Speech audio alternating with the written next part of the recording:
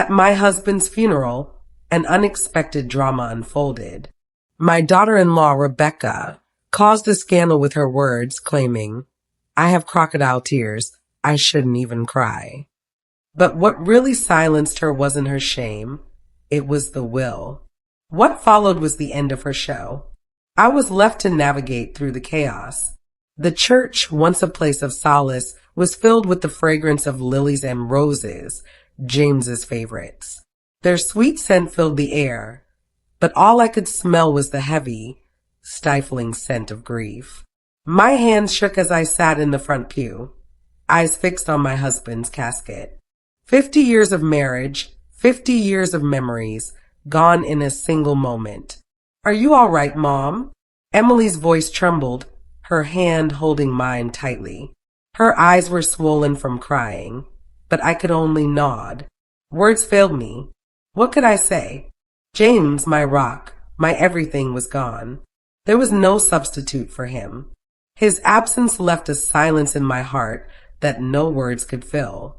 The morning had been filled with faces, friends, colleagues, and neighbors, all dressed in black.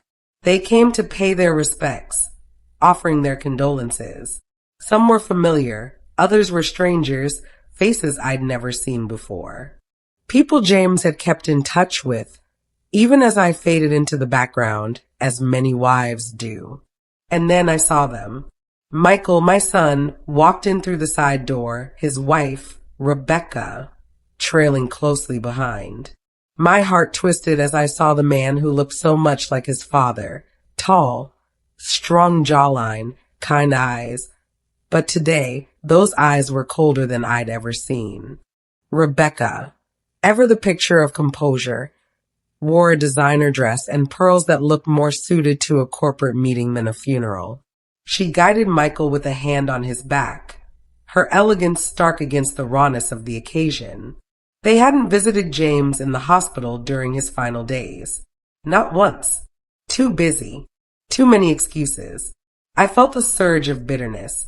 I whispered to Emily, "I should go say hello to your brother."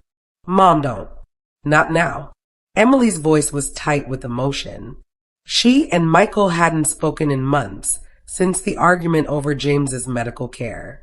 Michael, pushed by Rebecca, had wanted to move James to hospice care, but Emily had fought for experimental treatments. They'd drawn their lines, and I'd been caught in the middle, watching my husband slip away while my children tore each other apart. The service began, but I hardly heard a word. The pastor spoke of James's accomplishments, his love for his family, his legacy. But my mind was elsewhere, drifting back to our wedding day. The births of our children, the quiet moments we shared watching sunsets together, still holding hands even after all those years. When it was time for family to speak, Emily went first. Her voice broke as she shared memories of her father, teaching her how to ride a bike, guiding her through science projects, walking her down the aisle. Michael, however, remained silent, sitting rigidly beside Rebecca, her whispers to him barely audible. Then it was my turn. My legs felt like lead as I approached the podium. I looked out at the sea of faces, some familiar, others strangers. I began, my voice faltering. James was everything to me. My husband, my best friend, my partner in all things. Tears flowed freely and I let them fall. 50 years of love deserved every tear. We had our struggles, I continued, but we always faced them together. That's what marriage is, a partnership standing side by side through the good and the bad. From the corner of my eye, I saw Rebecca lean over to whisper something in the ear of the woman sitting beside her. I took a deep breath, not letting her interruption shake me. The love James and I shared deserved respect. Her lips curled into what could only be described as a smug smirk. I tried to steady myself, to focus on my words, on honoring James's memory, but the knot in my throat made it hard to speak. "I will miss him every day for the rest of my life," I managed to say, my voice barely audible as the weight of my grief took over. Before I could say more, the tears overwhelmed me, and I returned to my seat, hoping the moment would pass. But then I heard it, a voice, sharp and cutting, too loud to be a whisper, yet not quite a full-throated statement. "Look at those crocodile tears." Rebecca's voice dripped with disdain. She shouldn't even be crying. Everyone knows they were practically separated. Her words were like a slap, a physical blow that left me frozen in place, unable to breathe, unable to move. Gasps echoed around the room, but I couldn't focus on anything but Rebecca's callousness. Emily was the first to react, half standing from her seat, her face flushed with anger. "How dare you?" someone muttered in disbelief. But it wasn't Emily's response that hit hardest, it was Michael's. He didn't defend me. He didn't contradict his wife. He simply looked away, his face red with embarrassment. Not for Rebecca's cruelty, but for me. I felt a cold numbness spread over me as I somehow made my way back to my seat. 50 years of marriage, reduced to gossip and lies at my husband's funeral. And my own son sat in silence while his wife shredded my grief like paper. The rest of the service passed in a blur. I couldn't hear the prayers, couldn't focus on the announcements for the reception. All I could feel were the stares, the whispers, the judgment. As we filed out of the church, Rebecca walked ahead, Michael at her side, her head held high in arrogance. She turned briefly, catching my eye. In that moment, I saw something, triumph, a smug glimmer in her eyes that made my blood run cold. But what neither Rebecca nor Michael knew was that there was one more thing to come, something neither of them expected. James's will, as per his specific request, was to be read immediately after the service. Despite the burning humiliation in my chest, I couldn't help but feel a flicker of something else. A strange sense of anticipation. James had always been a meticulous planner. He had seen through Rebecca long before I ever did. I remember the first time I met her. Charming, too charming. Her laugh was rehearsed, her interest in our family history overly eager. As we sat around the dinner table that night, I felt James squeeze my hand under the table. A silent signal, something we developed over decades of being together. He felt it too.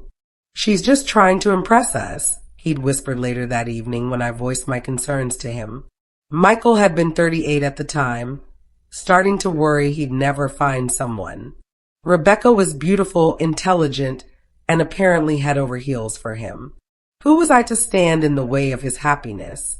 The wedding that followed was extravagant, far more than Michael had ever wanted, but Rebecca insisted. And somehow my practical, frugal son agreed to spend nearly all his savings on it. James and I contributed what we could, but it never felt enough in Rebecca's eyes. "Your parents don't really understand the importance of appearances, do they?" I overheard her say to Michael during the reception, her tone dripping with condescension. "It's sweet in an old-fashioned way." Over time, the changes in Michael were subtle but undeniable. He called less frequently, and the family dinners, once a regular occurrence, became rare. What had once been a weekly tradition stretched into monthly, then quarterly visits. And when they did visit, Rebecca always found a reason to cut the evening short. "Michael needs his rest.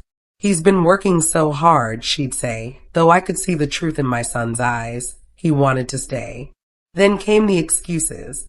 Missed birthdays, canceled holidays, forgotten anniversaries, all with over-the-top apologies and promises that next time would be different.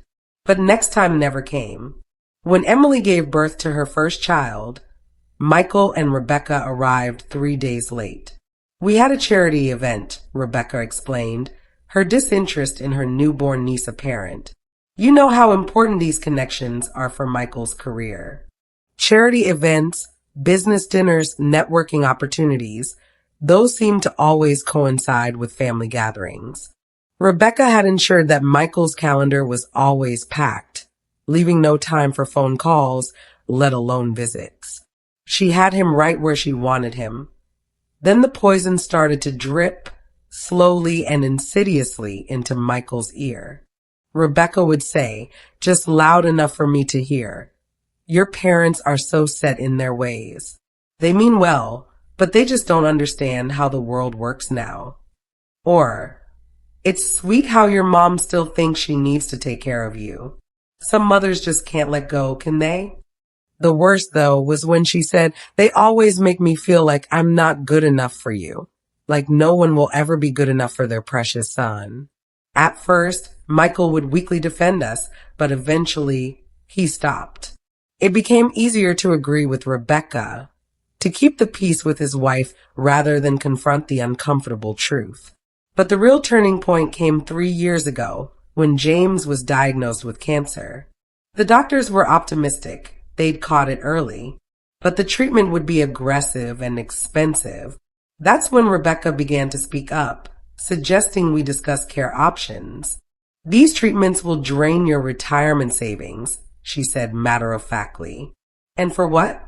A few more years." Even Michael looked taken aback by her bluntness. But Rebecca quickly recovered, her eyes welling with fake concern. "I'm just worried about you both," she said, squeezing my hand with perfectly manicured fingers. "I want what's best, and sometimes that means making hard choices." In that moment, she spun her cruelty into an act of concern. And Michael, desperate to believe his wife wasn't calculating the financial toll of keeping his father alive, accepted her explanation. When James recovered after the first round of treatment, I could see the disappointment in Rebecca's eyes. She had been counting on his illness to give them access to our savings, modest as they were. The questions came quickly after. Had we updated our will? Was the house paid off? What about life insurance?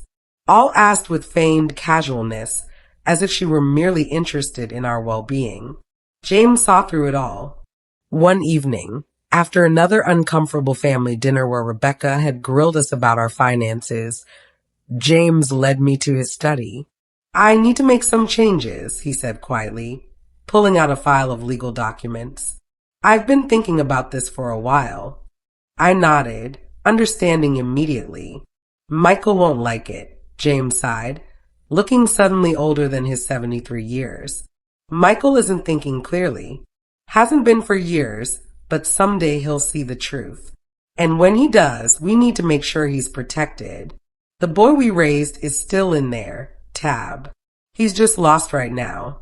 Over the next few months, James met with our attorney several times. He never told me the details, only that he was setting things right.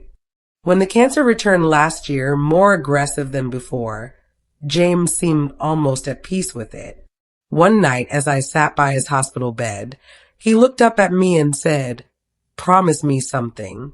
Promise me you won't tell them about the changes to the will until after I'm gone. Rebecca will just try to make Michael contest it." I tried to reassure him. "James, don't talk like that. You're going to beat this again." He smiled faintly, but we both knew better. The treatment wasn't working this time. "Promise me, Tab," he insisted. "I promise," I whispered, knowing how important it was to him. I kept that promise through the painful final months, through the hospice care, through the long, drawn-out goodbye. I kept it when Rebecca stopped visiting altogether, claiming that seeing James in a hospital bed was too upsetting for her. I kept it when Michael came alone, awkward and guilty, unable to meet my eyes. I kept it at the funeral, even as Rebecca's cruel words cut through my grief. And I kept it as we drove to the attorney's office, where James's final wishes would finally be revealed. Rebecca sat across from me now, impatience etched on her face as we waited for the attorney to prepare the documents. She had no idea what was coming, but I could feel the tension in the air, the calm before the storm. She kept checking her watch, her gaze flicking from it to Michael as though she had somewhere more important to be. "Let's hope this doesn't take too long," she whispered, her voice barely above a murmur. "We need to start figuring out what to do with the house. The market is hot right now." Michael nodded absently, but I noticed a flicker of discomfort in his eyes. Some small part of him, the boy James and I had raised, was still there, kind and thoughtful, though it was slowly being erased by years of Rebecca's influence. The attorney entered, files in hand, and Rebecca straightened in her chair, her expression shifting to one of appropriate solemnity. Emily sat beside me, her hand finding mine under the table, offering silent support. Before we begin, the attorney said, his voice steady, Mr. Holloway left specific instructions. There's a letter that must be read first. He handed me an envelope, my name written in James's familiar handwriting. He asked that you read it aloud, Mrs. Holloway. My hands trembled as I opened it, wondering what final words my husband had left for us and what bombshell was about to drop. I unfolded the letter slowly, feeling its worn texture, as though James had written and rewritten it countless times before finding the right words. Clearing my throat, I began to read. My dearest family, if you're reading this, I've moved on to whatever comes next. Don't be sad for too long. We all knew this day would come, and I've made my peace with it. Before Mr. Donovan reads the legal details of my will, I want to explain my decisions. Throughout my life, I've tried to do what's right, not what's easy. This final act is no different. Tabitha, my love, you gave me 50 beautiful years. You stood by me through success and failure, through health and sickness. You were my anchor when the world seemed to be spinning out of control. Everything I am, everything I achieved, I owe to your unwavering support. Michael, son, I've watched with a heavy heart as you've drifted away from the values your mother and I tried to instill in you. I don't blame you. We all lose our way sometimes. I hope one day you'll remember who you really are. Emily, my girl, thank you for your strength, especially during my illness. Your mother will need that strength in the days ahead. I've made choices in this that may surprise some of you. They weren't made in anger or spite, but with clear eyes and a full heart. I've built something over my lifetime, and I want to ensure it serves the right purpose after I'm gone. Love always, Dad. I folded the letter, my vision blurred with tears, the weight of his words sinking in. The room was silent except for the soft tapping of Rebecca's fingers against the polished conference table, her impatience unmistakable. Mr. Donovan, James's attorney for over 30 years, cleared his throat and adjusted his glasses. Now, to the formal reading of the last will and testament of James Edward Holloway. Rebecca straightened in her chair, a smile tugging at the corners of her mouth. She reached for Michael's hand, squeezing it in anticipation, as if she already knew what was coming. To my wife, Tabitha and Holloway, I leave our family home at 1423 Maple Street, free and clear of any mortgage or lien, along with a monthly stipend of $4,000 for the remainder of her natural life. I nodded, knowing that much would be the case.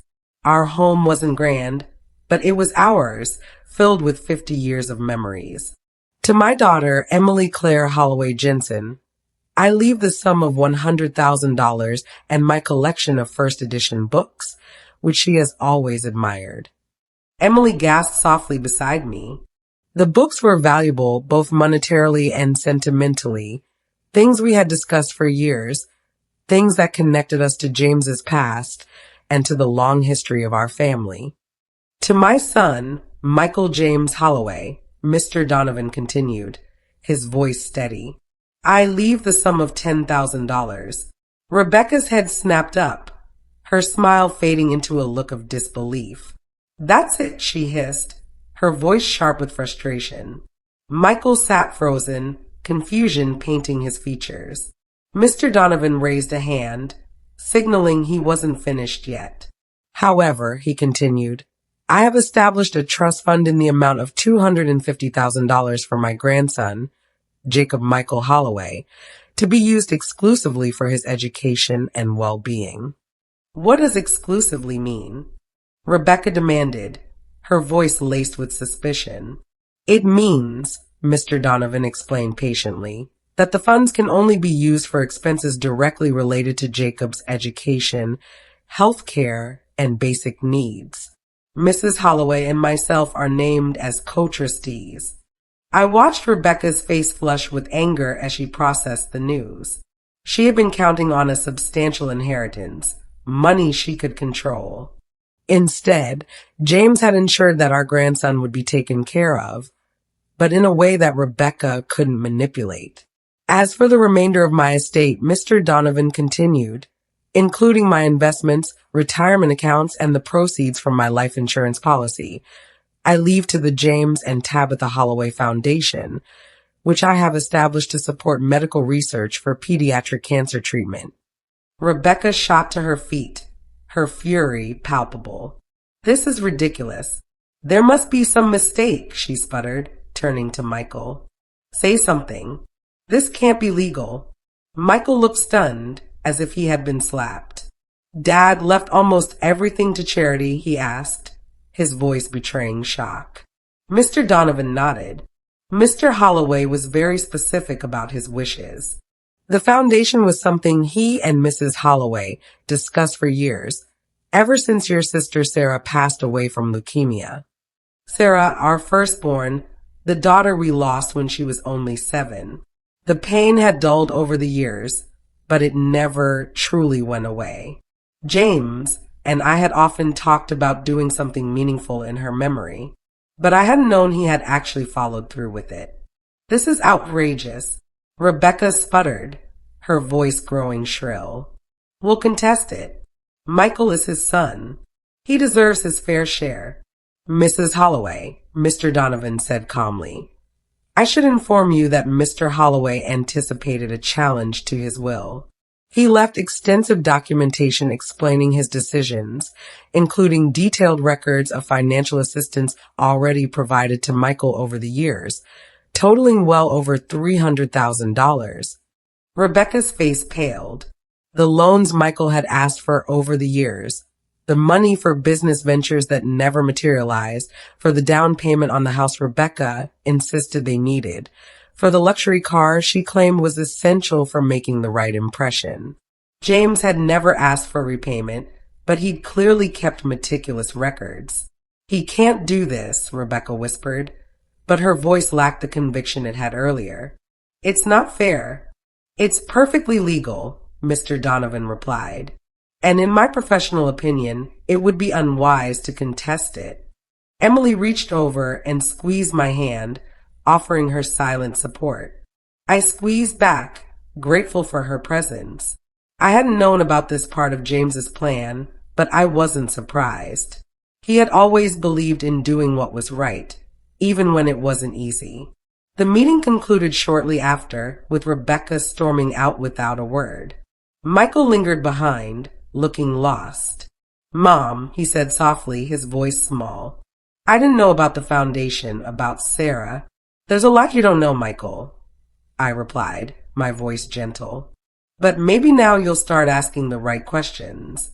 He nodded slowly, his expression one of quiet understanding, before following Rebecca out the door. As Emily and I gathered our things, Mr. Donovan handed me a small envelope. One more thing, Mr. Donovan said as he handed me an envelope. James asked me to give you this privately.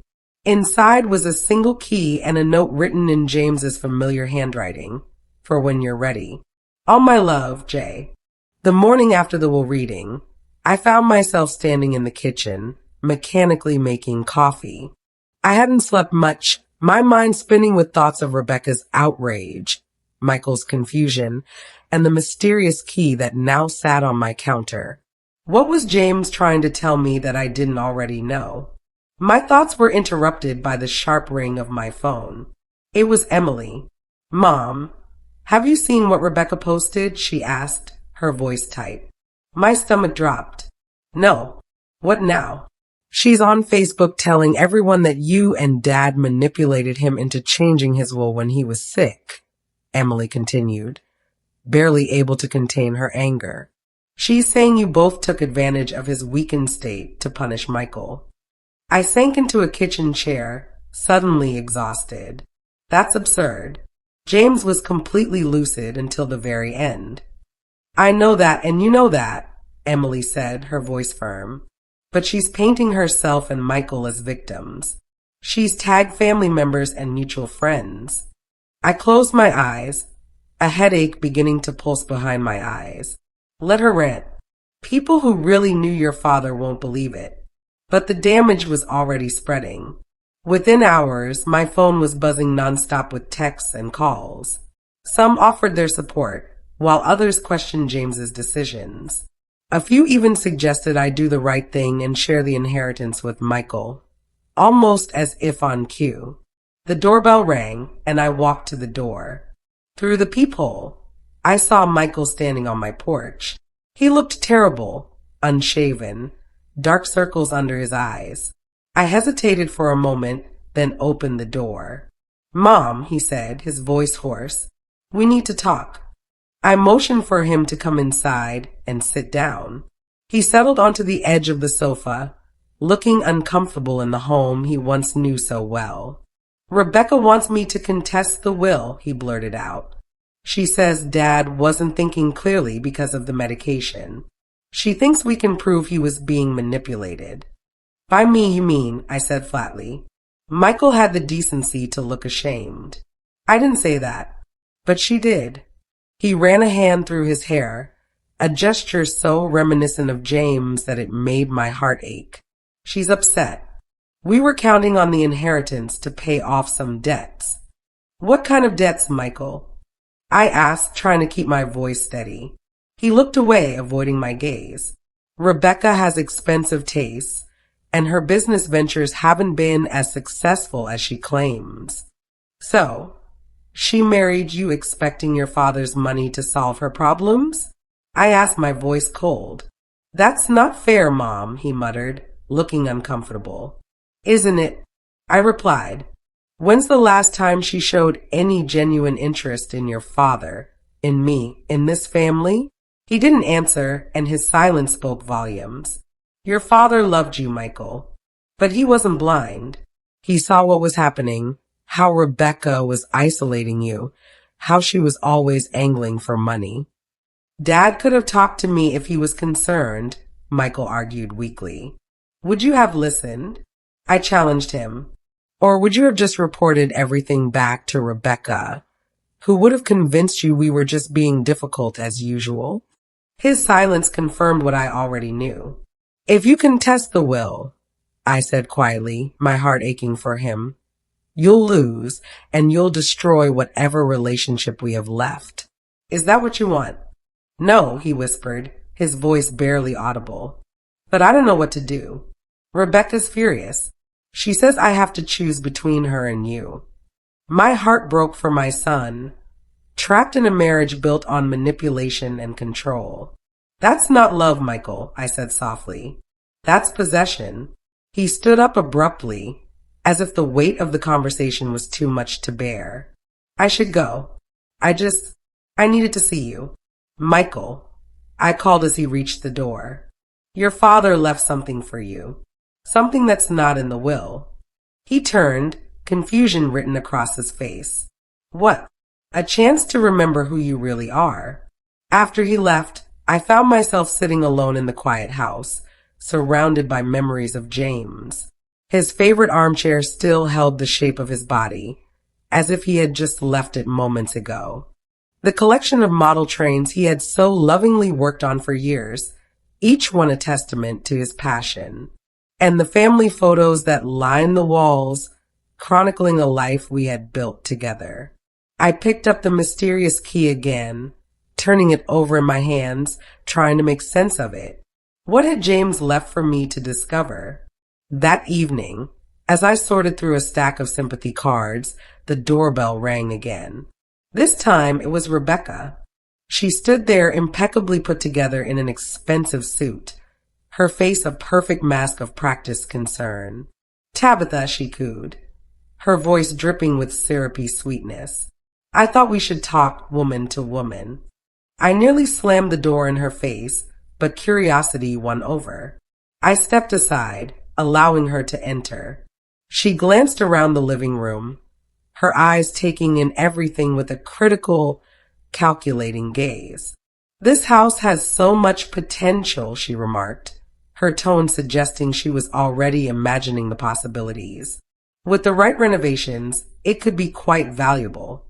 It's not for sale, I replied flatly. Her smile didn't quite reach her eyes. Of course not. But let's be practical. This place is too big for just you, and maintaining it will be expensive. I'll manage. I was resolute, but she wasn't done. Without waiting for an invitation, she sat, crossing her legs elegantly. I'll be direct. Michael deserves his fair share of his father's estate. James wasn't thinking clearly when he made those changes. If you agree to contest the will with us, we could come to an arrangement that benefits everyone. Everyone meaning you. I shot back, my tone icy. Her smile tightened. This foundation is a lovely idea. But charity begins at home, don't you think? Michael is James's son, his only son. James knew exactly what he was doing, I replied, my voice unwavering. And so do you, Rebecca. You've never cared about this family. You've only cared about what you could get from us. For just a moment, her facade cracked, and I saw a flicker of something beneath the surface. Anger, frustration, and perhaps even fear. You've never liked me, she snapped. You've poisoned Michael against me from the beginning. No, Rebecca, I said, shaking my head. You've done that all by yourself. She stood, smoothing her skirt, her expression cold. Fine, have it your way. But remember this, Michael will choose me. He always does. And when he does, you'll be completely alone. After she left, I sank into James's armchair, feeling the weight of her threat. Was she right? Would Michael choose her as he had so many times before? The thought of losing my son entirely made my chest ache. That night, I dreamed of James. We were young again, walking along the beach where we had spent our honeymoon. Trust me, Dream James said, his smile as familiar as the warmth of the sun. Everything will be all right. I woke with tears on my face, but also with a sense of peace. Whatever came next, I would face it with the strength James had always believed I had. The next morning, my phone buzzed with a message from Michael. Rebecca wants me to move out of state. She says there's nothing for us here anymore. My heart sank. So, this was her plan. Physically removing Michael from whatever influence I might still have over him, completing the isolation she'd been working toward for years. I stared at the phone, unsure of how to respond. Then my eyes fell on the mysterious key James had left me. Maybe it was time to discover what it had unlocked. In our bedroom closet behind James's suits was a small safe I had never paid much attention to. James had kept important papers there, but I had always left that kind of thing to him. With trembling fingers, I inserted the key into the lock. Inside was a manila envelope with my name on it. As I opened it, I finally understood James's last gift to me and to Michael. It was evidence, damning evidence that would change everything. With shaking hands, I spread the contents of the envelope across the dining room table. The same table where our family had once shared meals, celebrated birthdays, and played board games on rainy Sundays. Now, the envelope contained the undeniable proof of Rebecca's deception. Inside were bank statements showing large withdrawals from Michael's accounts, all transferred into accounts that bore only Rebecca's name. Credit card statements revealed extravagant purchases of luxury items, while she had been claiming that they were struggling financially. And there were screenshots of private messages between Rebecca and her friends, laughing at our expense, calling James and me walking ATMs, and discussing how she planned to cash in once James was gone. But the most damning piece of evidence was a consultation letter from a divorce attorney, dated just 3 months ago. Rebecca had been planning to leave Michael after she secured what she believed would be a substantial inheritance. I sank into a chair, my heart breaking for my son. How would I tell him? Should I tell him? James had left me this evidence, but revealing it could destroy Michael. Yet, Hiding it would allow Rebecca's manipulation to continue, trapping him in her web. I couldn't decide what was right. Before I had time to sort through my thoughts, the doorbell rang again. I hastily gathered the papers, returning them to the envelope before answering the door. It was Michael, looking even worse than before. His eyes were red-rimmed, and his clothes were rumpled. "Mom," he said, his voice thick with emotion. "Can I come in?" I stepped aside, noticing the small suitcase beside him. "What happened?" I asked, concerned. He walked past me into the living room, sinking onto the couch as though his legs could no longer hold him up. "Rebecca and I had a fight," he muttered. "A bad one." I sat beside him, waiting for him to continue. He seemed so defeated, so vulnerable, and I could feel my heart breaking for him. "She wants me to cut ties with you completely," he said, his voice barely audible. "She says, either I choose her or I choose you." He ran a hand through his disheveled hair. "And when I wouldn't agree right away, she said some things." "What things, Michael?" I asked, my voice gentle, urging him to open up. He looked up at me, his eyes filled with unshed tears. That she never really loved Dad. That she was just waiting for him to die so she could get the money. That you and I were nothing but stepping stones to the lifestyle she thinks she deserves. I took a slow, careful breath. "And what did you say?" "I left," he said, gesturing toward the suitcase. "I just grabbed some clothes and walked out. I didn't know where else to go." Despite everything, my heart swelled with a cautious hope. This was the first time in years that Michael had chosen me over Rebecca. But I knew it wouldn't be that simple. Rebecca wouldn't let him go without a fight. "You can stay here as long as you need," I said, my voice firm with reassurance. He nodded, but his gaze fell on the envelope I had left on the coffee table. "What's that?" he asked, his voice tinged with curiosity. I hesitated. Was it the right time to show him? Would it push him away again? But as I looked at my son, truly seeing him for the first time in years, vulnerable and hurt, I knew that I had to trust him with the truth. "Your father left this for me," I said, opening the envelope. "I think he wanted me to use it if necessary." I handed him the papers in silence, watching his face as he read through them. First came shock, then disbelief, followed by anger, and finally, a deep, overwhelming sadness. "How did Dad get these?" he whispered, his voice shaking. "I don't know," I replied softly. "He never told me about any of this." Michael set the papers down carefully, as if they might burn him. His hands trembled as he spoke, his voice breaking. "All this time," he said, looking at the documents in disbelief, "all this time, I defended her. I chose her over you and Dad. I believed her when she said you were trying to control me, that you didn't want me to be happy. She was very convincing," I said gently. "That's no excuse, though." He stood suddenly, pacing the room with restless energy. "I should have seen it. I should have known who she really was." "Michael, no," I said, stepping toward him. "You weren't blind. You were just lost. And I know how hard this is for you." He stopped pacing, his shoulders slumping. "I was willfully blind," he said, "and I hurt you and Dad because of it." I crossed the room to him, taking his hands in mine. They were so like James's, strong, capable, but trembling now with the weight of everything. "Your father never stopped loving you," I said softly, "and he would have been so proud of you for finally seeing the truth." "Neither did I," Michael murmured, his shoulders slumping.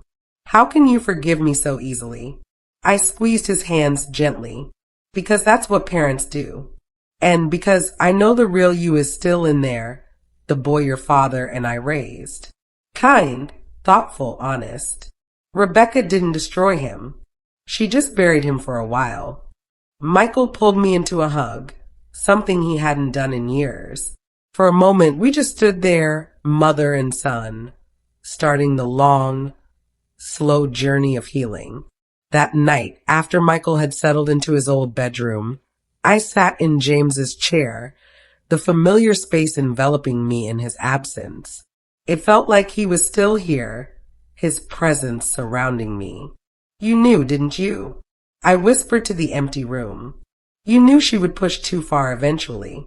The next morning, over coffee, Michael and I began the difficult conversation about what came next. He was determined to file for divorce, but his concern for Jacob weighed heavily on him. Rebecca will try to use him as leverage, he said, his voice tight with worry. She already threatened to limit my access if I don't do what she wants. Before I could respond, my phone rang. It was Emily. Mom, have you seen Facebook? She asked without preamble. Rebecca's posting horrible things about Michael now. She's claiming he abandoned her and Jacob. She's telling everyone he's mentally unstable, that he needs help. Michael's face hardened as I relayed Emily's message. That's it, he said. I'm not letting her control the narrative anymore. He pulled out his phone and began typing furiously. I watched as my son, who had been so passive for so long, finally took a stand. I've been silent too long, he read aloud as he typed. Out of respect for my late father and my family, I've let rumors and accusations go unanswered. But I can't stay silent anymore. The truth is, my marriage has been built on deception and manipulation. My wife married me for financial gain, not love. My parents saw what I refused to see. Dad, if you're watching, I finally understand what you were trying to tell me. I'm sorry it took me so long. He hit post, then looked up at me. It's not enough, but it's a start. Within minutes, his phone started buzzing with notifications, friends expressing support, family members offering help, and, of course, a string of furious texts from Rebecca. She's threatening to take Jacob and move out of state, Michael said, his voice tight with worry. She says, I'll never see him again. I thought of the evidence in the envelope, the bank statements, the divorce consultation letter, the private messages exposing Rebecca's true character. James had provided us with everything we needed.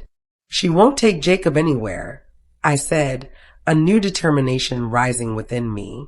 Your father made sure of that. Michael looked at me, a spark of hope finally igniting in his eyes. What do you mean? I said, reaching for the envelope. James Holloway was always 3 steps ahead of everyone else. He left us a roadmap for dealing with Rebecca. As I laid out the plan James had put in motion before his death, I felt warmth spread through me. My husband was gone, but his love and protection still surrounded us. He had known this day would come and had prepared for it with his characteristic thoroughness. For the first time since James's diagnosis, I felt the weight on my shoulders lighten. We had a long road ahead, but we would walk it together, mother and son, with James's wisdom guiding us. Rebecca had underestimated all of us. James with his quiet foresight, me with my patient strength, and Michael, whose true character was finally re-emerging from the shadows. Her reign of manipulation was over. That night, as Michael and I sat looking through old family albums, my phone pinged with a message from Mr. Donovan. Papers filed as per James's instructions. It was done, and for the first time in a long while, I felt the future could be ours to shape. Court date set for custody hearing. Rebecca has been served. Michael and I exchanged a look of cautious optimism. The battle wasn't over, but for the first time, we were fighting it together. 1 year after James's funeral, I stood in our backyard, watching as Jacob chased a butterfly across the freshly cut grass. My grandson had turned 8 last month, and we celebrated with a party that brought our newly healed family together. Michael manned the grill, cooking burgers on the same one James had loved so much, while Emily arranged a platter of fresh fruit nearby. The past 12 months had been challenging, but also transformative. Rebecca hadn't surrendered easily. She fought the divorce with a venom that surprised even those who knew her best, spreading lies about Michael's mental health, claiming financial hardship, and even attempting to turn Jacob against his father. But James's evidence had been decisive. The financial records revealing Rebecca's deception, the consultation with the divorce attorney, and the damning messages detailing her plans to leave Michael after securing his inheritance painted a clear picture of a woman who had married for money, not love. The judge had awarded Michael primary custody of Jacob, with Rebecca granted only supervised visitation until she completed counseling. She had left the state soon after, moving to California with a new boyfriend. Her visits with Jacob had become fewer and fewer. "Mom," Michael called from the grill, his voice warm. "These are almost ready." I smiled, watching him expertly flip a burger, just the way James had taught him. My son had changed so much in the past year. The passive shell he developed during his marriage to Rebecca had finally cracked. The real Michael, thoughtful, kind, and confident, was back. He had moved into a small house just 3 blocks away, close enough for Jacob to walk to my place after school. Our relationship had healed slowly, painfully at times, as we worked through decades of hurt feelings and misunderstandings. But we had persevered, just as James would have wanted. "Grandma, look," Jacob called, holding up a caterpillar he had discovered. "Can we put it in a jar and watch it turn into a butterfly?" "Of course, sweetheart," I replied, smiling. "Your grandfather would have loved that. He always had jars of interesting creatures when your dad was little." Jacob grinned, revealing a missing front tooth. "Dad said Grandpa James knew everything about nature."